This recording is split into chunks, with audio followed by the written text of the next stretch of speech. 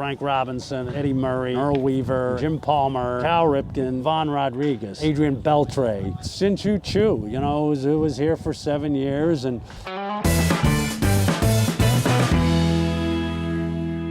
my name is John Blake. I'm the Executive Vice President of Communications for the Texas Rangers.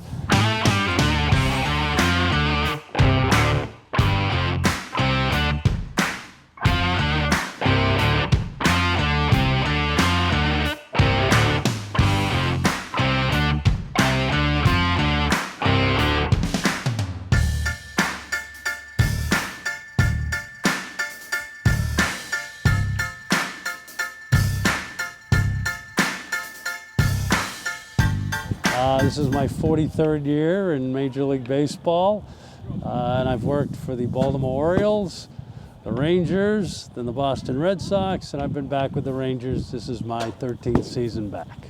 How did you get your foot in the door or, you know, come into this field of media and communications? I went to college. I was in the School of Foreign Service at Georgetown. When I got to Georgetown, I started working for both the school newspaper and then for the athletic department. I worked for the Washington Post, writing, high school sports and that kind of thing. And I was very lucky. Everybody, a lot of people will tell you, you get that first break. And when I graduated in 1977, the sports publicity job opened up at Georgetown.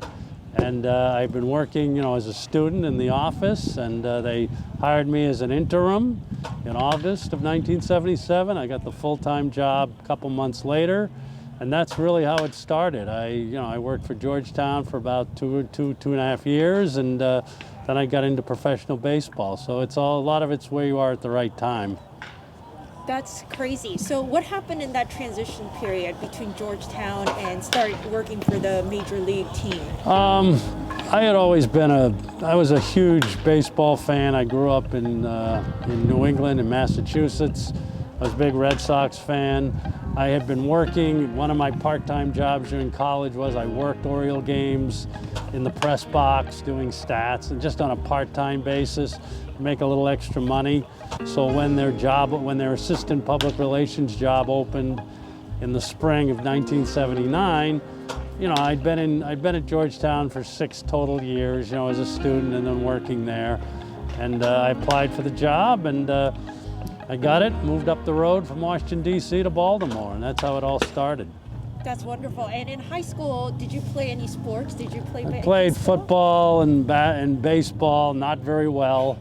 I was not a what I would call a great athlete, but I always loved sports and everything.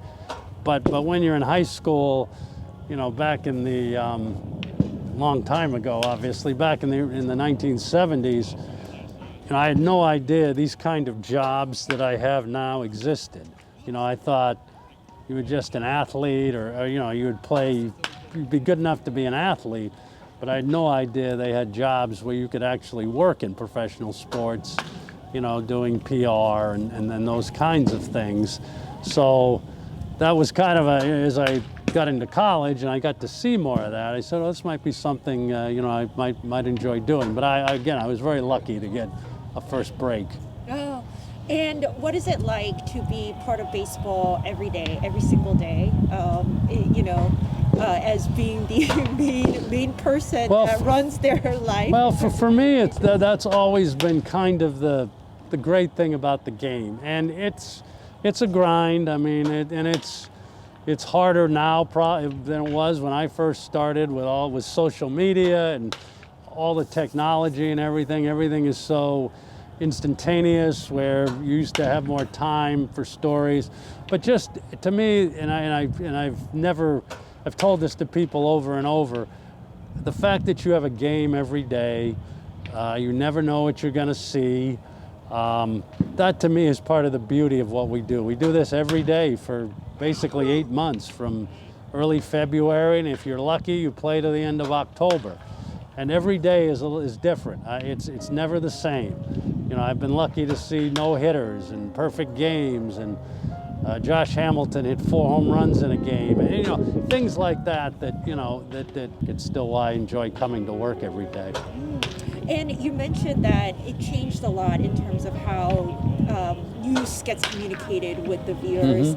And so, you know, what has that been like to see, you know, only people wrote newspaper stories that are in print, and now you have to deal with social media, fans being very much more involved.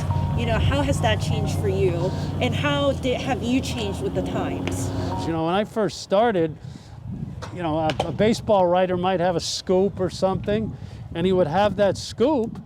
He would have the only news until the next morning when his paper came out at whatever, 7 o'clock in the morning. Now, you know, if you have a scoop or something, you, instead of having, you know, instead of having a scoop for 12 hours, you have a scoop for 12 seconds. You know, once you post it on Twitter or something. And then, so it's really kind of changed the way we react, you know, how we announce news. We announce a lot of our stuff on Twitter, you know, and on Ranger Blake is when we try to announce a lot of that, and just trying to time that with how I'll give it to writers and everything. Now, it's a much more challenging process than it used to be. And I think for newspaper writers, it's hard. Does it make your life more difficult, would you say? It makes it more interesting, but I mean it's become a 24/7 job. Like I said, you used to be able to know, okay, it's 11 o'clock at night. I know I'm not going to have to worry about this till the next morning. Well, that's not true anymore. I mean, now it could be any time or day or night. And it just kind of changes the way, you know, when you're working with your organization, and how you announce news and how you strategize the announcement of something. It really has changed the way you do things. You have to be a lot more like strategic, like I said, in how you announce the news if you want to be the one to tell your story before somebody else on social media tells the story for you. What do you look for in a person when you hire a young professional to join your team? Well, again, the skill set has changed somewhat since when I guess I would have first started, but the one thing that hasn't changed is the ability to communicate, both verbally and writing. I think being able to write effectively is a very overlooked qualification sometimes, and I always look for people that can write, whether it's a press release, a feature story, something like that, or even just an email or whatever. And I think you need a passion for baseball. That's why I always recommend people do internships and everything. Really see how if you really like this, if you like working nights and weekends, if you like the fact that you're home for 10 days in a row, I think that's important. And all the players that you've met through the years, you've said goodbye to a lot of them, and you've greeted a lot of them. Which player were you most excited about when they came to the Texas Rangers on an FA?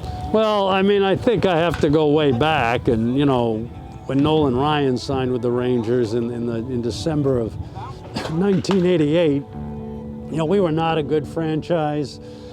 We didn't have a lot of national exposure and everything, and when we signed Nolan, it kind of changed everything over the next 5 years. He pitched 2 no-hitters, he won his 300th game, he had his 5,000 strikeout, and it kind of put the Rangers on the map. I mean, I was lucky in Baltimore. I worked with, Frank Robinson and Eddie Murray and Earl Weaver and Jim Palmer and Cal Ripken, and so, I mean, I was lucky early on in my career, too, to work with some great players. But I think probably seeing the way the Texas Rangers organization evolved after we signed Nolan and how that changed everything, it basically allowed us to build the first new ballpark, the ballpark in Arlington, and it opened in 1994. That was probably the first one. But again, I've been lucky over the years to work with so many great players. Ivan Rodriguez in the Hall of Fame, Adrian Beltre, in the last few years with the Rangers, going to be a first ballot Hall of Famer. Al Bumry and Ken Singleton with the Orioles, and you know, David Ortiz and with the Red Sox, and working with Terry Francona, man, he'll be in the Hall of Fame too someday.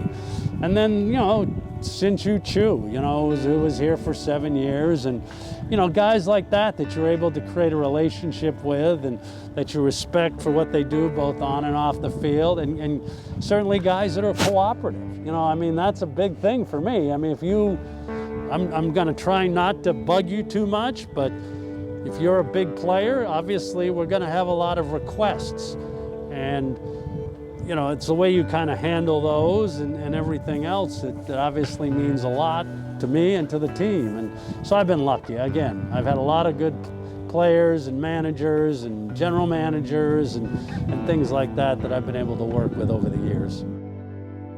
Good location, knows how to change speeds, work the corners and everything. You know, the fact that he has pitched so many innings last year, you know, in the KBO is so different than most of the pitchers that pitched last year.